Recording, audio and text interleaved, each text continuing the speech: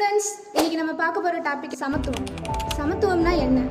ஜாதி, மதம், இனம் ஆகிய எந்த வேறுபாடும் பார்க்காமல் அனைவரும் சமம் நினைக்கிறது தான் சமத்துவம். இந்த ஜாதினால தான் நிறைய பேர் பாதிக்கப்பட்டாங்க, ஈவன் இறந்து கூட போயிருக்காங்க. ஜாதியா அப்படின்னா என்ன நிறைய பேர் செத்துருக்காங்களா? வைரஸாக இருக்குமோ? என்ன டிஸ்கஷனுங்க? எல்லாம் ஓகே தான், பட் ஜாதினா என்ன? சமத்துவம்னா என்னம்மா? அம்மா ஏன் அழுவுறீங்க? என்னாச்சு? நான் நல்லா படிக்கிற பொண்ணு தான், ஆனால் எனக்கு கவர்மெண்ட் காலேஜில் சீட்டு கிடைக்கல. இப்படி ஜாதின்னு பார்த்ததுனாலையும் ஆண் பொண்ணுன்னு பிரித்து பார்த்ததுனாலையும் காசு இல்லைங்கிற காரணத்தாலையும் என்னோட ஆசைகள் எல்லாம் கனவாக போயிடுச்சுமா.